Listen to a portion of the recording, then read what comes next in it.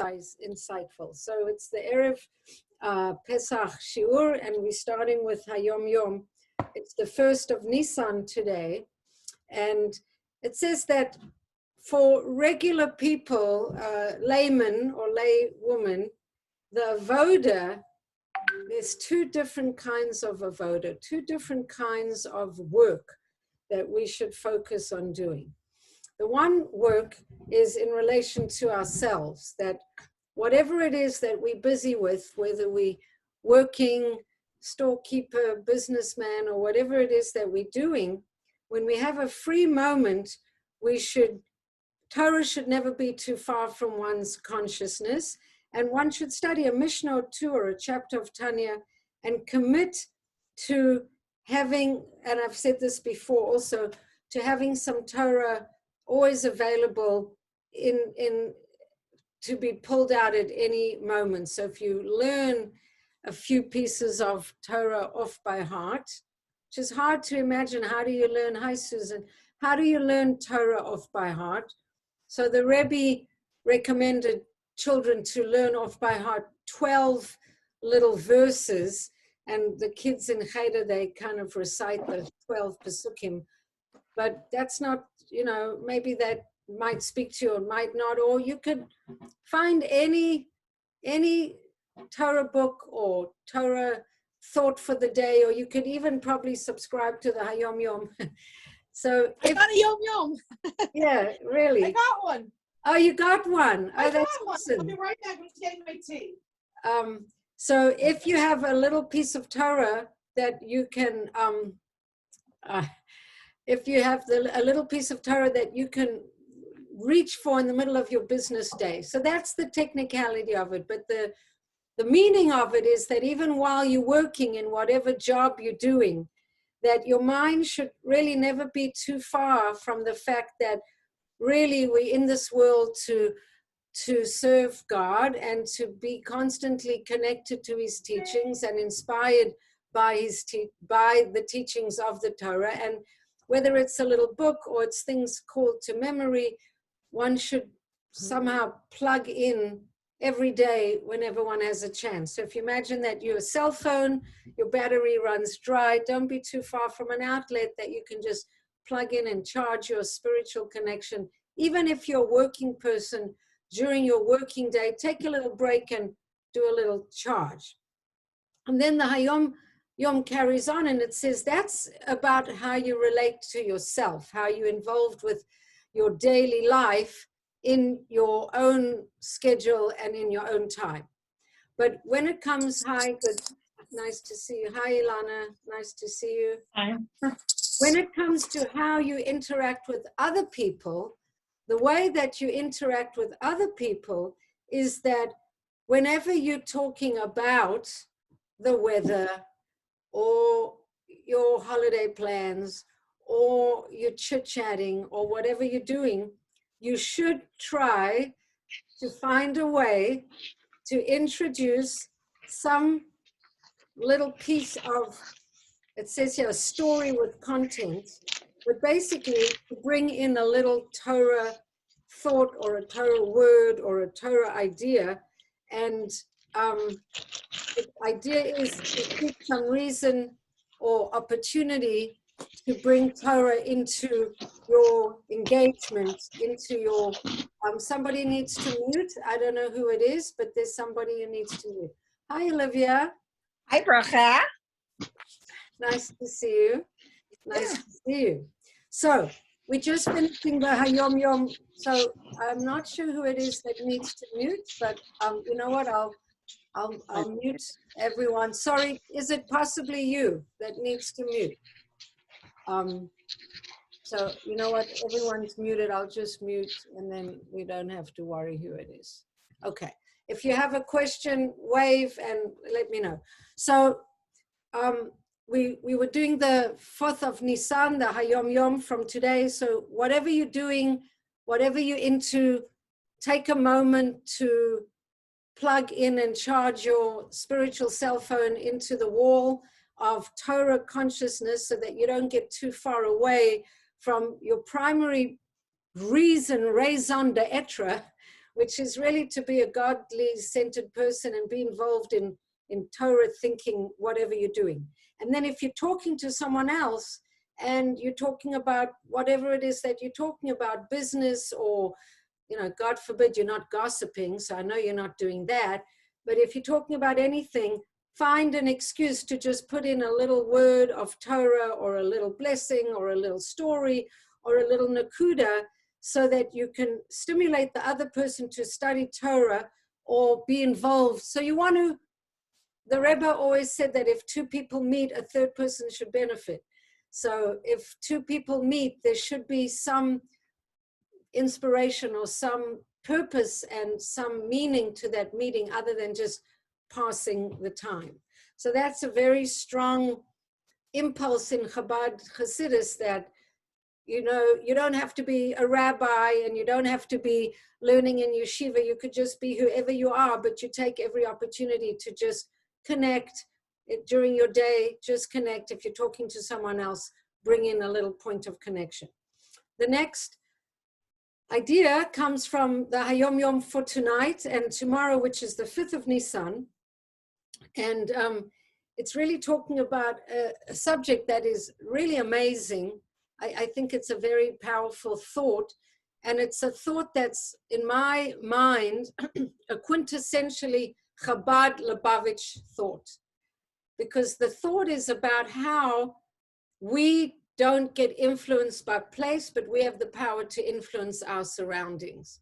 And so wherever you are, whatever it is that you're doing, wherever it is that you go, you have the power to impact the world around you, and you don't have to ever feel that you're a victim of the world around you. So the way that it comes out in the Hayom Yom is the place of man does not honor him, rather man honors his place. And I'll just read it here and it extrapolates. The term kavod, honor, has two implications. One is kaved, which means heavy or liver, the person's liver, the body part liver. As the Torah says, Pharaoh's heart is kaved, heavy. And the sages comment, his heart became like a liver, cold and insensitive. The other meaning is kavod, honor, signifying the revelation of a supernal, encompassing illumination. So a man does not, the place of man does not honor him, make him honorable, or make him cold, or make him insensitive, or make him heavy, whatever you, however you want to read it. Rather, man honors his place. A person can make heavy or make insensitive or make honorable his place. So that's giving us a lot of power that, you know, when a tzaddik leaves a place, it says that the place really struggles and suffers from the loss of that tzaddik. Or in countries where they've had a lot of anti-Semitism and they've actually sent the Jews out, they've expelled the Jews, then a lot of times their bracha seems to go. But on a personal level, wherever you go, you have the weight, there's a weightiness, significance. This word kaved is a very beautiful word. It's also the same word in honor your parents or honor your teachers or honor, you know, give honor to something means give it its due attention and its weight. So you as a person have a weightiness, a gravitas to impact and influence your surroundings, and you should take that seriously and not feel that your surroundings, that you're such a small fry and you're so powerless and you're so insignificant that when you go to a place you shouldn't ever, God forbid, you know, think or say, well, I couldn't help it because the place was X, Y, or Z, or I was influenced by X, Y, or Z. The Rebbes of Chabad are telling us, you have weightiness, you influence your place, you can affect your place wherever it is that you go. So I really like that. And of course it ties in with the one before, which was all about taking an opportunity to bring a Torah idea into the conversation. And just it extrapolates a little bit more. The place of a man does not honor him. Circumstances do not make him cold and insensitive. Rather, man honors his place. Man has the capacity and the power to illuminate his environment with the light of Torah and Avoda. And then it just adds on another little piece of Chassidus. And I love Hayom Yom because even if you don't have access to all the deep Chassidic deep essays and teachings, just a little 3 or 4 lines in the Hayom Yom can really give you a quick access. It says, when the soul descends into the body, it is administered an oath to be a righteous person, be a tzaddik. This oath, it's called Shavua, implies sova, that a person should be satiated.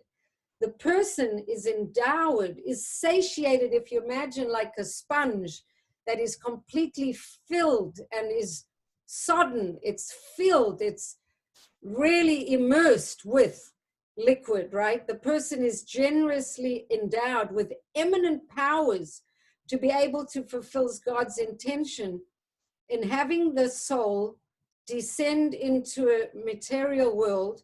And just as it is with the soul's descent, so it is also with every person, whatever place he may be. So the soul comes down, but it's completely loaded with all the software that it can transform its environment. Its soul should feel very empowered because it's the idea that it's commanded from this word that it's administered an oath. There's this aspect that the soul is sort of filled with the capacity to do the task that's been that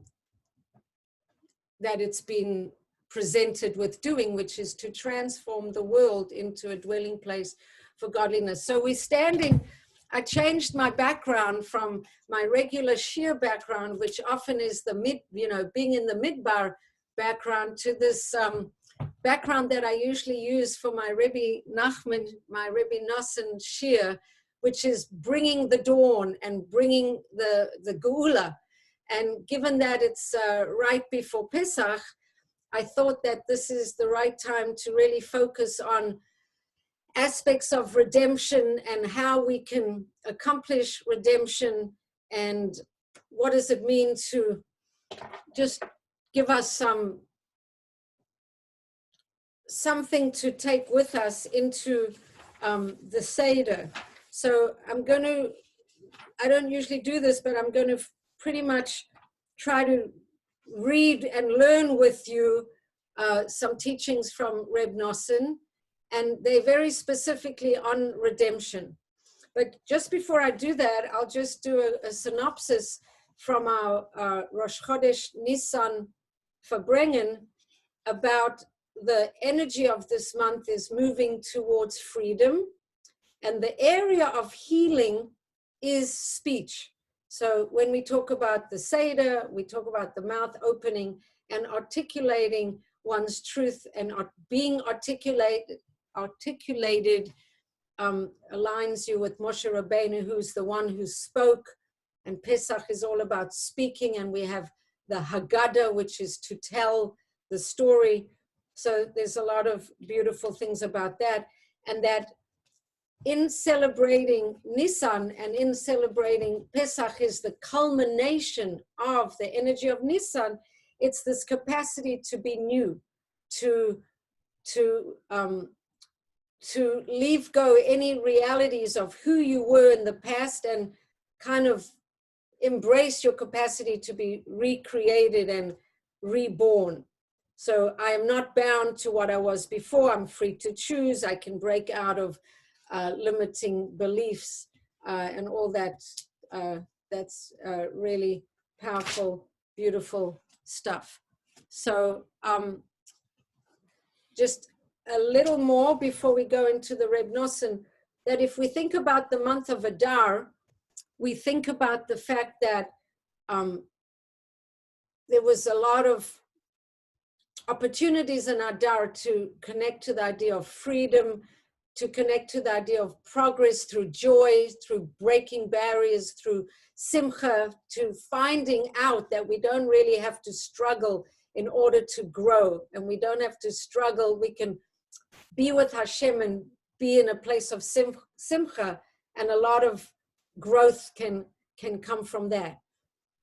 But at the same time that all that is happening, so I'll answer the question in a second. At the same time that that is happening, in Purim and in Adar, Hashem related to the world in a kind of hidden way. He hid behind the natural order of things, and the Megillah doesn't have Hashem's name. Comes Nissan, and Hashem isn't hiding anymore. There's an attitude and an aspect about Nissan that Hashem is revealed. He did the miracles with the bringing the Jews out of Egypt and the 10 plagues, and Hashem is like out there. He reveals his name as I am, I was, I will be, and in a way the curtains are pulled aside and there's this open manifestation of Hashem's transcendence, and he wants to be known, and he says, now you'll fully realize that I am Hashem. So there's this very revealed aspect of Hashem that we can access in this month, and we see it in the buds and all the life bursting forth in the spring. And as I said in the Verbringen, the way our calendar is calculated, Pesach has to land in spring. If we were like the Muslims, they follow a lunar calendar, but they don't root it down to the seasons, so their holidays kind of go all over the place. But we have a leap year, so it always comes back because the lunar month is a little smaller than the solar month, so things would get very out of sync. But every few years, if it's looking like, because the lunar months are shorter, we're not going to have Pesach in the spring, so they make sure to put in an extra month of Adar, so that when we're experiencing the energy of Pesach, Hashem revealing himself, we actually can open our eyes and see buds bursting and, dormant life manifesting, and it's this real time of revelation. So, and the idea that revelation, comments, question, yes. I just think you should read your spring poem. That you wrote that poem, right? I did. I think you should read that spring poem and right also now? post it. Yeah, I'll post it, or I'll read it at the end. Or both. Oh yeah. All right. Well, I'll post it if I don't feel like jumping out to get it now. But thank you. I love that poem. It is a beautiful poem. So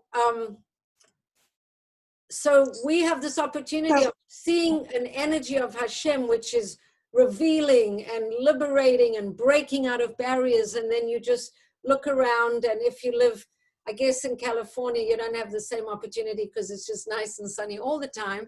But if you live in our part of the world, it's kind of winter and things are concealed. And then there's this, bursting out. So also the redemption is not just a one-time thing, that during Pesach and during the night of the Seder, really we can be learning and integrating lessons of redemption that can be helpful to us every single day, because every single day we're supposed to be getting out of Egypt. And just one last thing that I just want to say before we go into the Reb Nosson piece, and I'll tell you who Reb Nosson is in a minute, that the month of Nissan is connected with speech. And this piece that I learned that I really hadn't learned before, that the highest form of speech is song.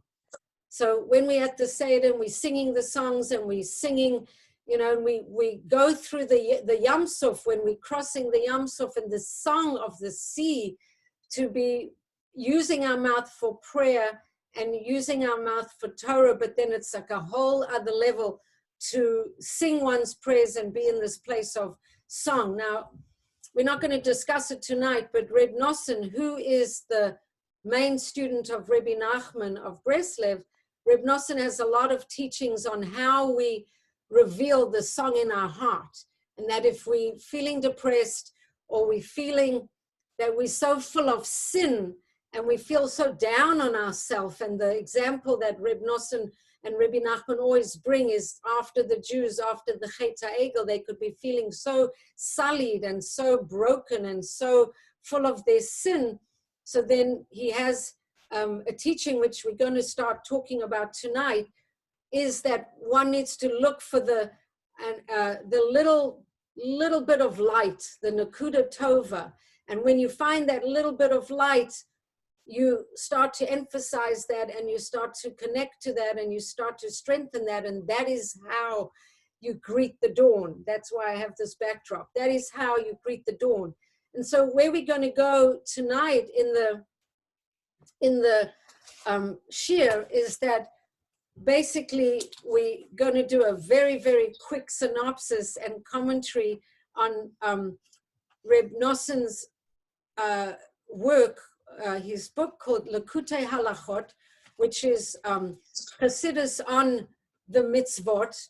And the first mitzvah is that when a person wakes up in the morning, they should strengthen themselves like a lion and get up in the morning in service of Hashem, because when the person wakes up in the right way, it says, he is the one who awakens the dawn. And what does it mean to awaken the dawn? Well, this is what we're trying to do. We're trying to get that sun to come up and shine. And we want Mashiach, we want revelation, we want Geula, we want the sun to shine very brightly. So if you get up in the right way, said Reb Nosson, you are going to help that sun to wake up. You're going to help to awaken the dawn. And so that's an amazingly empowering idea. So if we go back to the Hayom Yom and see that a person honors his place and a person has been endowed, is soivea, is satiated with all that they need to transform reality. If you do the work in the right way, the work of being in the world in the way you're supposed to, you can affect a change. You can help the dawn to arise. You can awaken the dawn.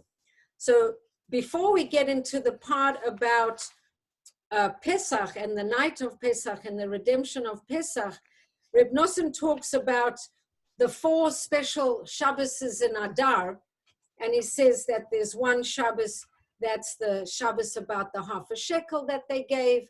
There's one Shabbos, that's the Shabbos remembering Amalek. There's one Shabbos that's remembering the Paraduma. And then he says there's one Shabbos that remembers the idea of the new moon, the Rosh Chodesh. And he teaches an amazing thing about Rosh Chodesh.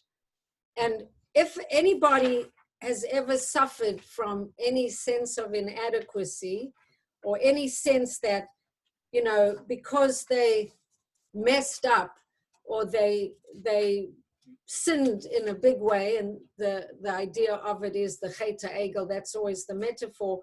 You find the Nakuda Tova, and that's the beginning of your redemption. So Reb Nosson explains that the whole idea of the new moon is the same idea.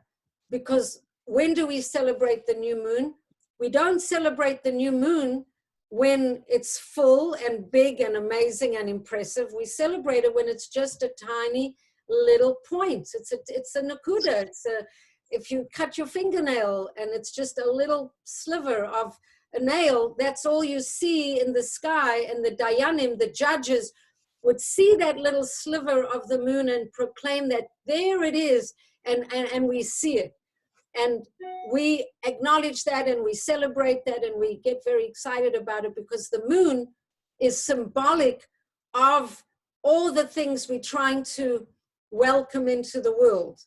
Now it seems contradictory because I'm talking about rising up the sun and the right light of revelation, and we want to raise up that sun. And then the first mitzvah we get when we come out of Mitzrayim is to celebrate the new moon. So what's the story with the moon? So the story with the moon is that the moon represents an aspect of Hashem that will be revealed in the world, an aspect that will dwell with us in the world, Hashem's feminine aspect called Malchus or Shechina. And when Hashem first created the world, we learn Midrashim that the moon complained and said there can't be two great lights, can't be two great luminaries. And so the moon got constricted. And that constriction is symbolic of the fact that at the beginning of creation, the world wasn't ready for the light of the moon in its fullest expanse. It had to be constricted, and that constriction is symbolic of all the sin and the withdrawal of the light in the world. So when we see a little sliver of the moon, as the moon gets bigger, we say our luck is on the ascendance as the moon gets bigger, bigger, bigger. And then when it's at its full expression, it gets smaller, smaller, smaller. And in a way, that's like a diminishment of a certain light in the world. Why am I telling you all this? Because when Mashiach comes, the light of the moon will kind of go back to its original grandeur.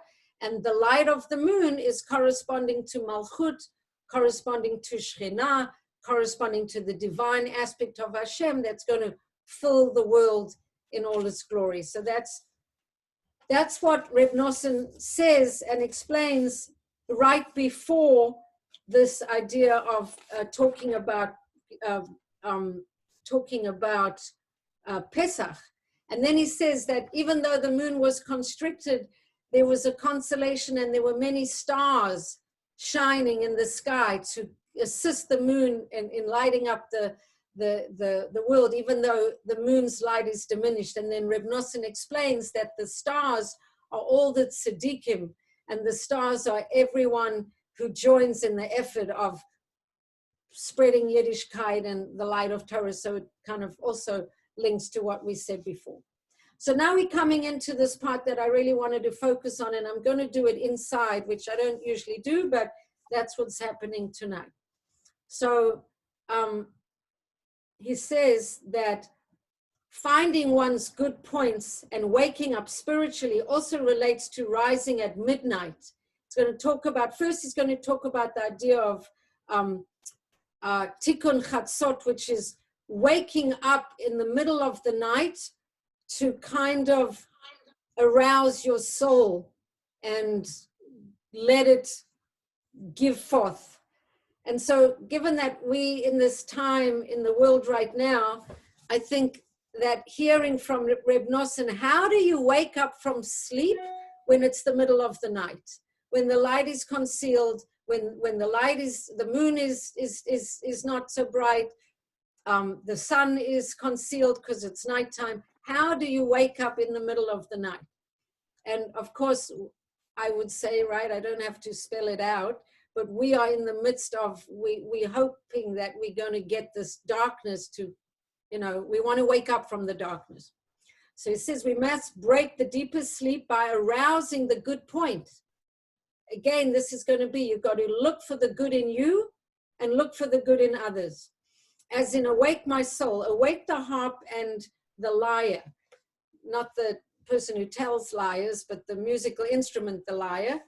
This refers, or lyre, this refers to David HaMelech's harp, which Chazal teach was played by the north wind. And the north wind is synonymous with a Ruach Tova. So this is really beautiful, a Ruach Tova. This Ruach Tova is a good spirit. Now, you want to, hi Serena, I see your face, that's nice. You want to try and, everything that Reb Nosson is teaching is talking about a people, a nation, a person who's kind of sleeping and constricted and has to be woken up. So how do you wake up the sleeping neshama, the sleeping person? This Ruach Tova, this good wind or a good spirit, could be even Ruach HaKodesh, or your own melody. He says you need to be skilled at playing. One needs to know how to find and gather the components of the Ruach one by one to build up a tune or a joy. The opposite of doom, gloom, and despair. So you find in you this little impulse to do good, and that kind of is like the north wind that blows on this instrument. And even if somebody is in the deepest sleep, even if on the lowest spiritual level, they can be woken up. So David HaMelech used to wake up exactly at 12 o'clock midnight. And there's an interesting thing about 12 o'clock midnight, because the makkah of the firstborn was going to happen at exactly midnight. And Hashem said to Moshe, I'm going to come at midnight. And then Moshe said to Paro, kind of around midnight. And the question is, why didn't he say exactly at midnight? So he wasn't really sure exactly when it was midnight. But David HaMelech knew somehow exactly when it was midnight. Don't really understand how, but exactly at midnight, this north wind would blow on his violin that was hanging up sorry, was it a violin? Not a violin, a harp that would blow on the strings and wake him up exactly at midnight. So this is connected to this concealed and deepest part of sleep that someone could have, someone who's even on the lowest spiritual level.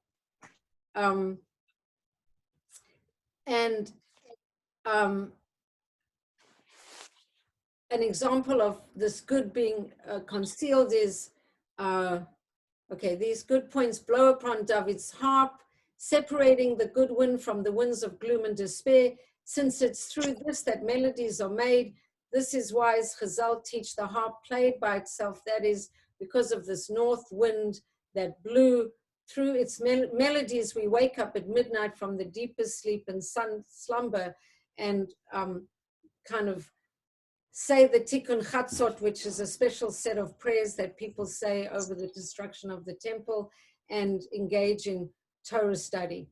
So that's not exactly our point tonight, waking up at midnight. Our point is really the Seder, but this idea that this north wind comes at midnight, which is the deepest part of the night, the darkest part of the night, and it awakens the person at the time when the darkness is the most, when the light is the most concealed. At the time of the deepest darkness, that's when the concealed good can be aroused. So we have the image of David HaMelech, he's sleeping, and at midnight it's kind of really dark, and then this good spirit of melody and song and the opposite of gloom and doom kind of comes up and helps him rise up from his spiritual slumber. Now Reb Nosson says, now this idea of being roused up from the lowest levels refers to the exodus from Egypt. So this is where I wanted to go. As stated in the opening verses of Parashat Hodish, this month is for you, this month being this wonderful month of Nissan, that is the first month. There's different ways of counting the months. One way to count the months is from Tishrei, from Rosh Hashanah. The other, Rosh Hashanah. And the other way is to count the months from the beginning of Nissan. So from a inner avoda, the inner work, the connecting to the transcendence of Hashem and the miracles and the wonders, Nissan is the first month. In connection to the creation of the world, we started with light and dark and the water being separated, and the actual structural construction of the world that begins in Tishrei. We have these two different beginning points. So we focusing on Nissan now as the beginning of this journey, or this new beginning, and this new, everything about Nissan is new. So the voda is new, the reality is new, the way of being is new. You don't have to be confined to who you were before. Everything is ready to go forward. So this month is for you. We talk about the Kiddush HaChodesh, which we spoke about, corresponding to finding a point of light hidden in the darkness of night. This sanctification of the new moon was the very first mitzvah given to the Jewish people as they departed from Egypt. For the redemption from Egypt came about mainly through the aforementioned good points. as in I, Hashem, passed by you, and I saw you wallowing in your own blood. In other words, the Jews had become sullied by sin. They had reached the 49th level of impurity. That's really like intense, right? So low had they gone. Now, if you want to get a conception of how low they were, so just read the news, watch your TV, see where people are holding. I don't know how we would compare to where they were, but when righteousness is considered wrongful and wrongfulness is considered right, so we're in a fairly dark place when people who are standing for God and honesty and truth, when those people are made fun of, and the people who are celebrating, giving children gender transformation, drugs when they're underage and they don't need their parents' permission. And I don't have to go into all the things, but when things get completely upside down and inside out and mixing of species and genders and there's no straightness and clarity, that's dark. So they were 49 level down. Nevertheless, Hashem took pity on them and found good points in them, despite the powerful impurity of Egypt that engulfed them, and he redeemed them. This is, as Chazal teach, because of 4 things alone, the Jewish people were redeemed. And what were their good points? Why were they redeemed? So Hashem was looking for their good points. And because of their good points, if they were on the 49th level of impurity, so Hashem had to kind of look through the garbage to find these good points, right?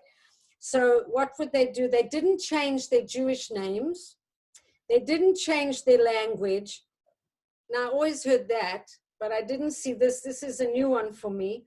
They spoke no slander. Now, that's impressive. They didn't speak any slander, and they guarded against immorality.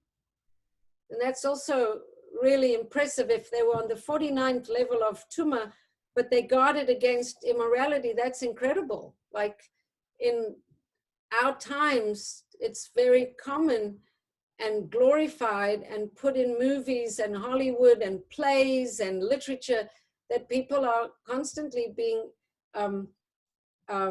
indulging in immorality, and it's not even considered actually a sin anymore in the Western culture. Sorry, you wanted to say something? So you so unmute yourself and say, because you can, yeah. Thank you. So I always wondered about this, but especially since you mentioned the 4 things that they were doing, that was, not saying slander and all these things. So I really, really wonder, like, how did they get to such a low level? Yeah. Was it because just the act of being slaves, or I know Hashem had to save them because they couldn't go any lower than 49, but what were they doing that was so bad, especially if the women were going out to the men and making themselves beautiful, so they would want to have more children? It's a great question. I mean, if they're guarding against immorality, to me, that's putting them already on a pretty good level.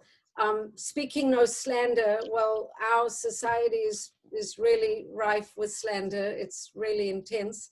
I don't know the answer to that question, except that it was very Avodah Zorah kind of environment. And I think their relationship to Hashem might have been so iffy in that there were so many gods and so many forms of occult worship and magic and you know what, I just remembered, Bracha, I don't mean to interrupt you, I just remembered that they would keep in their cabinets, I think that they would, does that make sense, that they would keep in their cabinets the Avodah Zarah, like that, it was of Mitzrayim, even though they didn't want to be, right? It just popped into my head, like, does that sound familiar? Yeah, well, it doesn't sound familiar about the cabinets, but what is familiar is there was a culture that was very sophisticated with their Avodah Zorah. They really were into it in a big way.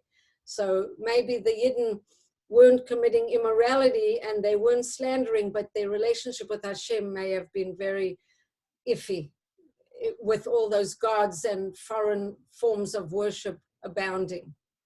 Okay, So thank you. the other thing it says here is that in terms of that they spoke no slander, it says that there's also an alternative explanation that the avoidance of slander and their loyalty and faithfulness, all the Jews without exception kept their plans for leaving Egypt hidden from their slave masters. So they seem to have good control over speaking things, not speaking carelessly around them. So, okay. So this is what Chazal teach, that because of these 4 good points, that even though they may, and I'm not saying this is what, but they might have been heavily involved in Avodah Zorah, they might have been heavily involved in a lot of things, but not slander, not immorality. So it is a good question. What were they doing that was so terrible? So that's a homework assignment. This alludes to the good points that Hashem found in them while they were in Egypt, and because of these good points, they were redeemed. And right, so therefore the first mitzvah of the Jewish people that was commanded was Parashat Hodish, this concept of sanctifying the new moon by virtue of a mere point of light. So this is like a cute little correlation that just like you were redeemed, even though you really weren't worthy, but there was a little point of light in you, a little point of good. So your first mitzvah is to value that little point of light in the moon, in the sky.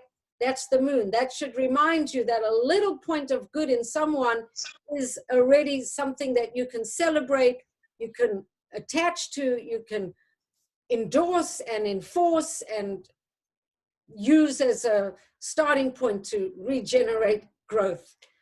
This sliver of the moon represents the little bit of good inside even the least worthy Jew. Finding this good point is the essence of the redemption from Egypt. And in the future, it will be the essential catalyst for the final redemption, the ingathering of Israel's exiles from the nations, as explained above. Now, it goes on. Bracha, can I ask a question? Yeah, sure. Okay, this piggybacks what I think Sora said. I mean, it's a very similar question that Hashem was looking for the sliver of good. And I'm thinking, is it sliver? Really? They're doing all these amazing things and it's a sliver? Which amazing things? Which amazing things? I mean, all of them, like slander and immorality, and they didn't change their names and language and dress, so I don't know, this is huge, I think. I mean, the Yidden today don't have their names, don't have language, none of this. I think actually it's shocking to all of us reading this. Like we're thinking if they were on the 49th level, like where does that put us? Like, exactly. wow, that's really scary. So then I think that it's a kol v'chomer, which is how much more so do we have to hold on to the little bit of light that we see in ourselves and in each other? Because if this is the underlining theme of what Rabbi Nachman is teaching, that when you see the small sliver of light in the new moon, you grab it, you celebrate it. The Dayanim say Kadesh, Kadesh, like it's holy, it's sanctified. Then we have to learn from that, and it is a little intense. I mean, the world is the values of the mainstream, and I don't know, Hollywood is not mainstream, but the regular secular values that have been revealed in the world, just even in the last 5 years of me kind of watching, that it's commonplace, the disrespect of even people who are supposed to be our leaders, the slandering, there's a lot, but let's not get stuck in that, because the whole point of this lesson is let's attach to the good that we see. But it goes further, and it talks about this idea that Hashem came at midnight in the depth of the darkness of the night. This is I like that. So let's go on to that.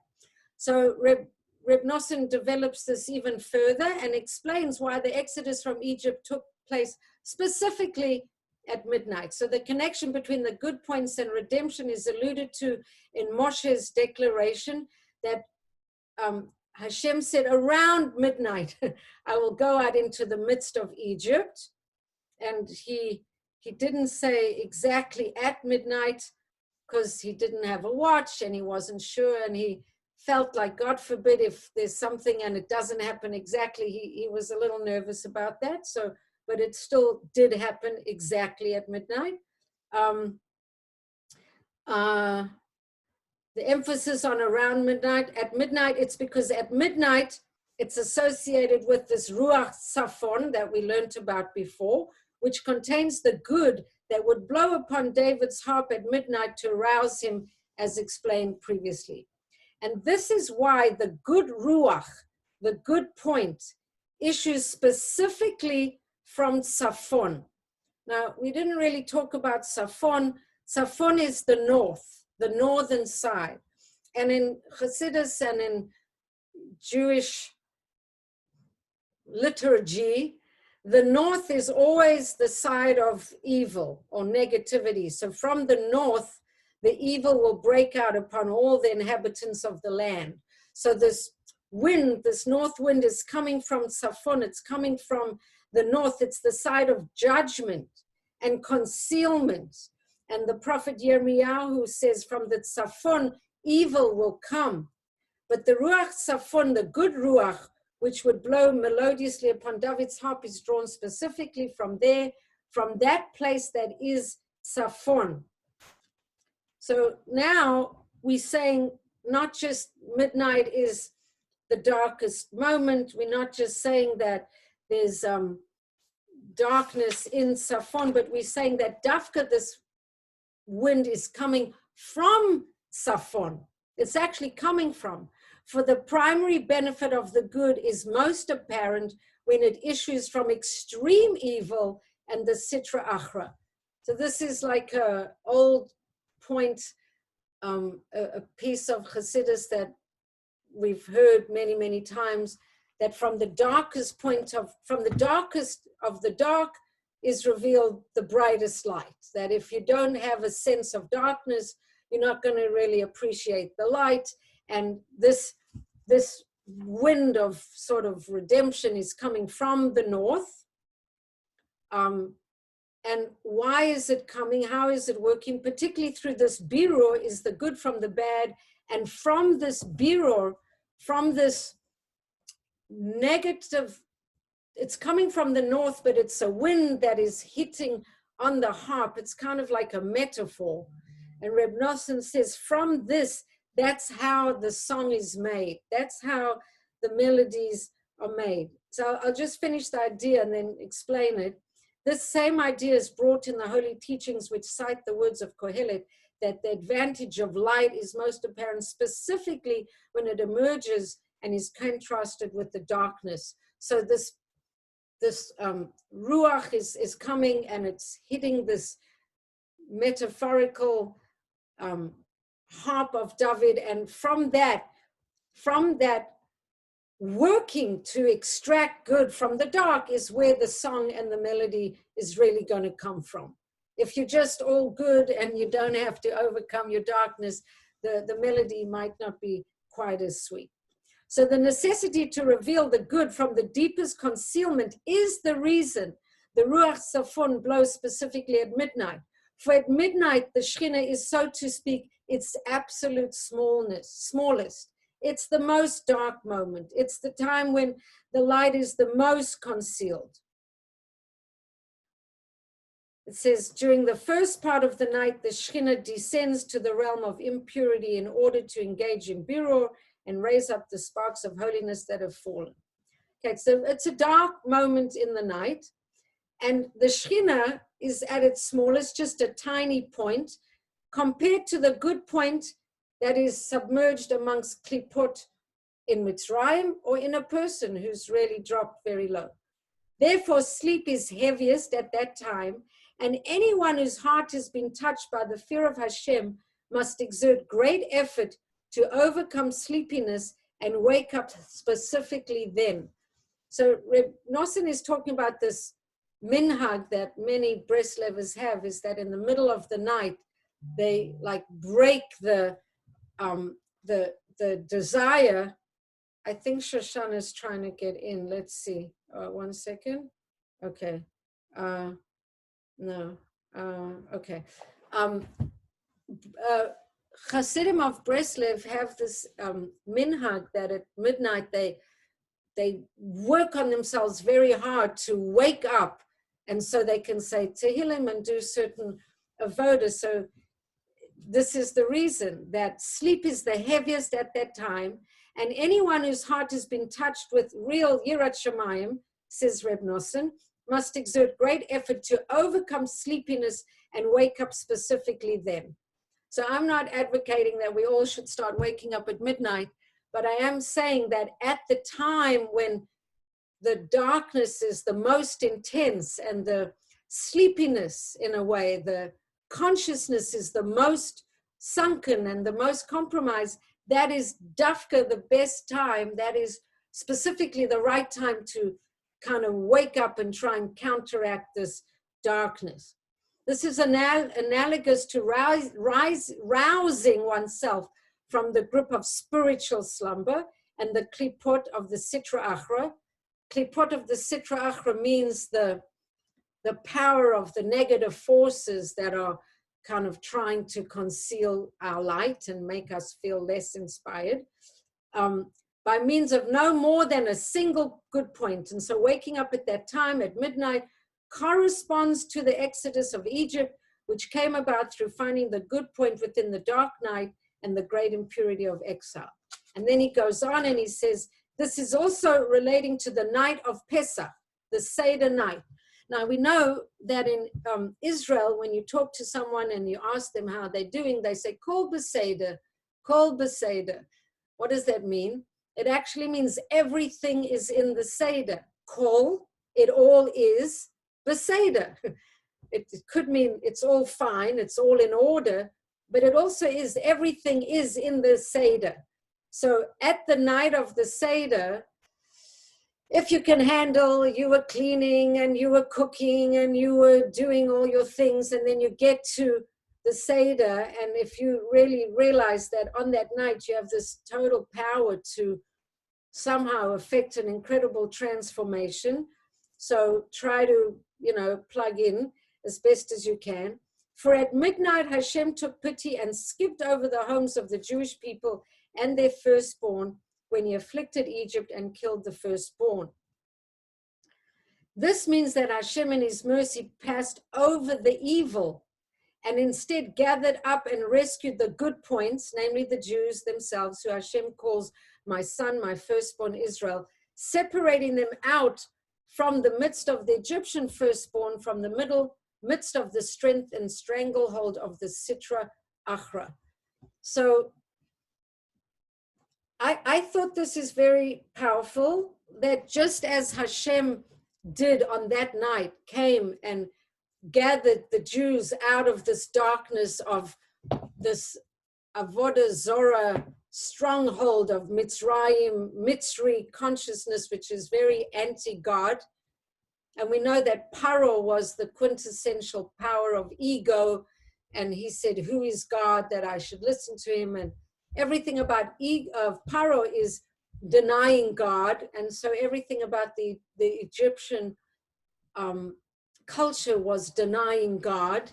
It's a little bit like certain parts of our current, there's like a fight now, a cultural fight between traditionalists who believe in God and country and families and loyalty, and then there's this other fight. So in Egypt, they were very much on the other side. So as Hashem grabbed from the middle of this darkness and the Sitra Achra, that was the essence of the redemption of Egypt. Pesach night at midnight, he skipped over their evil and found their good instead. It's not just they put the lamb, they did the Korban Pesach, they shechted it, they put the blood on the lintels. That's all very practical and external in a way. what this essay is suggesting is that they themselves really needed Hashem to kind of grab onto that little good in them and attach to that and thereby redeem them. So too we have to do with ourselves and with people we meet and in our lives, etc. The first to reveal the mystery of midnight was Avram Avinu. This was the night's divide, midnight, when he fought against the 4 evil kings and wrested Lot from captivity. As it says, the night was divided against them. So the simple meaning is that Avram divided his forces against the enemy, and he and his servants attacked that night. But the Zohar teaches that this, as in Egypt, this occurred at midnight. So here's another example that Avram Avinu fought a war, and Avram Avinu was this quintessential person of kindness and monotheism and everything good. He lived in very primitive times. People were not into goodness and kindness and loving, and Avram stands up, and then he's fighting wars against these other nations, and at midnight, that's when he fights his war. Metaphorically speaking, rising at midnight refers to breaking the heaviness of spiritual sleep, shattering the spiritual night and darkness by means of the Nakuda Tova. This comes about only through the example of Abraham, the man of Chesed, by inclining towards kindness and judging favorably. So this whole thing of being able to connect to the Nakuda Tova is that you have to be able to connect to the Chesed within yourself. An aspect of Chesed, if you connected to judgment, if you connected to Gevura, then this isn't going to work, because you're going to be so preoccupied with judging the faults and the mess-ups that other people made that you're not going to be an Avram Avinu. You have to be an Avram Avinu, which means you're leaning to the right side, right? You're leaning to the right side. You're inclining yourself to Chesed. That's what Hashem did. That's what Avram Avinu did. That's what we need to do. And this goes further, because the reason Avram pursued the kings to rescue Lot was for the purpose of rescuing the good point inside Lot. Why did he need to rescue the good in Lot? Because even though Lot himself was wicked, Avram risked his life for him to save him for the sake of the Nakuda Tova that Lot had inside of him. How do we know he had that Nakuda Tova? Because his descendant was Ruth, who becomes the matriarch of Mashiach, right?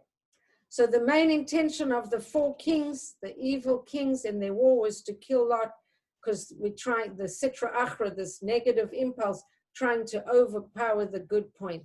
But Hashem doesn't abandon it.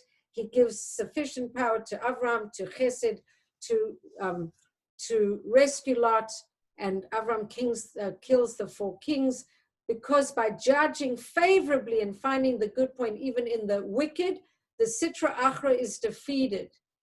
Evil is dispelled by just a little bit of good. And I don't know, it goes on and it goes on, but maybe that's enough for now. There's a few little more parts, but I think we've come up to, there's a little bit more, but that's the general idea, that if on the Seder night, we have so many things to do. We got to measure our matzah and chomp on our maror, and we've got to be, making sure everybody has enough food, and we're trying to balance all these practical realities. But if you can really be tuned into the fact that there's a spiritual power on that night that has the capacity to redeem you from your own old ways of being, has a capacity to redeem you, to transform you, to help you go to places in your way of being that you've never been to before, that you can be utterly new. And this utterly new place, the hint, the the tool that Reb Nosson is telling us we can do is by grabbing onto the Nakuda Tova, grab onto it within yourself, grab onto it in others, judge favorably, look for the light, emphasize the light. Don't get lost in the darkness, but be attached to that light, build it, see it, emphasize it, celebrate it, sing it, empower it. Then you're going to be able to utilize that, the energy of Nissan and the drinking of the 4 cups, which help you to silence that, critical, hypercritical mind. You can have your experience of redemption, an experience of becoming something else or envisioning something else. That the energy of the night and the potential of the night and the moment of the night has an opportunity to transform us and move us from point A to point B. So I'll just look quickly if there's anything that I feel I have to add, because there's a couple little other pieces. I wanted to do the whole thing, but I don't want to not do it justice. So maybe we'll leave it at that. And if anyone has any comments or questions, I'd love to hear the comments or questions. Hi, Rocha. Thank you. All right. You're very welcome. And Thank you. yeah, okay. Have a good Have a Pesach. kosher freilichen and enjoy Amen. those delicious boys. You're going to have them at your table and they're not going to be at my table. So I hope that you have nachas and enjoy I'm them. going to radiate that light right towards you. Good. All right. Thank you. Thank you. Beautiful class. Okay. Bye, gesund. Rafa, that's Hannah. Yeah, so it's a you're welcome. And Susan, you had a question. Not a question, just a comment. Just like the 3 things I wanted to say very, very quickly. One is that I've been fascinated with this idea of light this year because it's something I've never, ever focused on.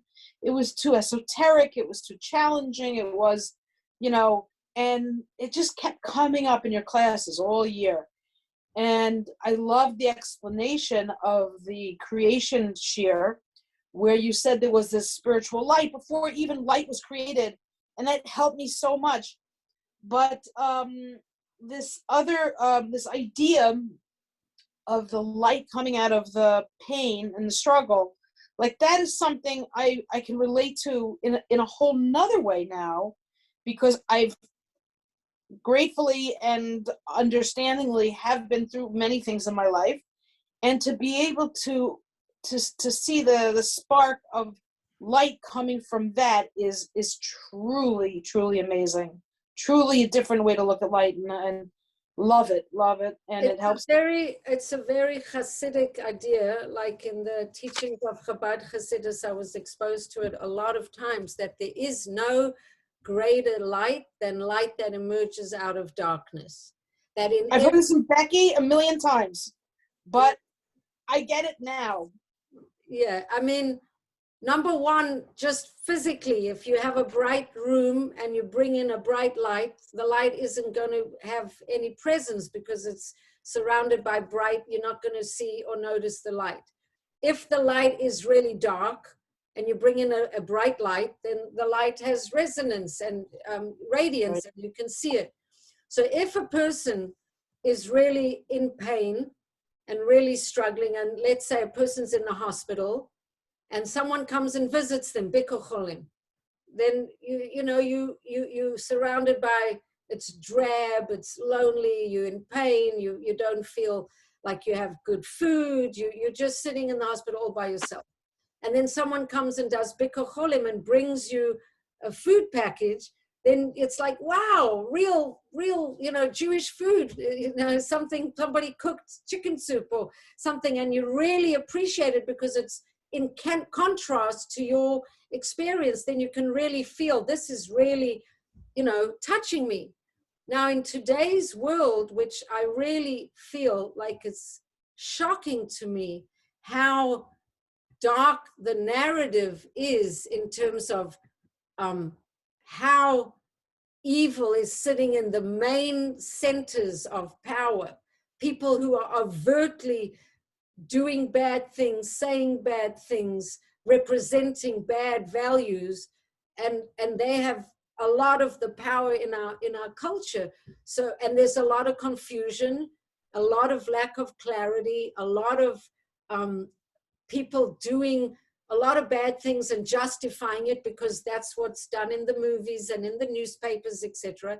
Then when a Jewish person, a righteous person, starts to articulate a different vision, it's much brighter against that dark background. It's really like, wow, this is really a different kind of way of being compared to all that shmush and schmutz, because that is disturbing. That is intensely disturbing. You know, if you watch movies, it's probably not a good thing to do so much. I've referred to movies all the time. I do watch them, but I'm starting to be really shocked at the movies used to be husband, wife, nice kids, a dog, happy family doing Picket fence. family things. What? Picket fence. Picket fence. And now the general modern, you know, the new genre, you don't have mother, father, children happily married and then a story. You have a lot of other things, and mother, father, happily married, children is almost becoming like a little strange, like what's Politically incorrect. you know, like what's their problem? So that's like totally weird. And that's, so in an environment that's like, that Torah, which maybe 50 years ago wasn't so overtly different than that, now Torah is like, wow, this is really light against dark. It has much more power, I think. So, The other thing is when you talk about ego and Pharaoh, I don't know if you ever heard this, but ego standing for edging God out. You ever right, hear that? right. Well, And the last thing is this thing about judgment. I always have a light bulb that goes off, like an aha moment in your share. And in this case, it was the last like line or two where you're saying that where judgment is, that you can't do anything. If you're involved in judgment, there's no room for other stuff. That was like exactly what I needed to hear. So I thank you very much for the beautiful share. You're welcome. You're welcome. Any other questions or comments or points? Oh, so we have a comment here. I'm just going to read it. Yes. So, you know, some of the mainstream media is pure and good if Christians are behind it or other religious people are behind it, but a lot of the energy of the young, powerful, successful is, you know, it's not those nice old traditional values so much. But anyway, I would like to end on a positive note. And Linda, do you have any questions or comments, reactions, responses?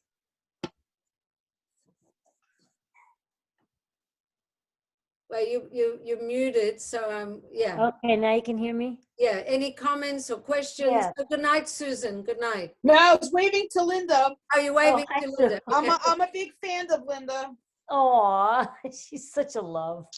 I was thinking about that whole, what you were just saying about tradition and, you know, tradition and evolution in our cultures.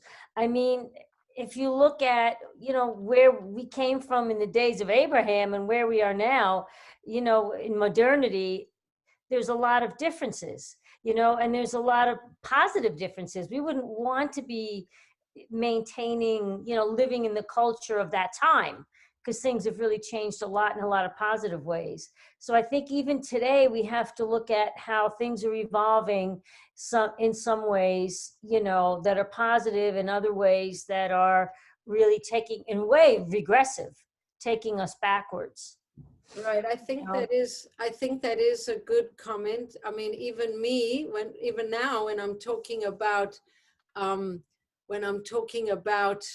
our times, not to look for the Nakuda Tova in our times, where a lot of people are waking up to spiritual values, A lot of people are searching. A lot of people are getting more connected to their truth. A lot of negativity is being broken apart, and there's space and openness for newness and new ways of being, and forms of abuse and forms of oppression that were tolerated in previous generations are not being tolerated anymore. So I actually appreciate your point that it's not just about negativity now, and saying it's dark, and appreciating that in this moment, which is what I was saying before, we have this opportunity for transformation, not today, but in previous classes, that we're ripe for a shift because so many things are in a state of flux. And in the state of flux, there's a lot of new awareness, consciousness being, woken up around lots of topics that weren't looked at before. And so there is darkness, but there is all this possibility for redemption and transformation. And in a way, there's lots of things that are ready to sprout into newness in a positive way. So thank you for that correction. Welcome. And well, it's not only that.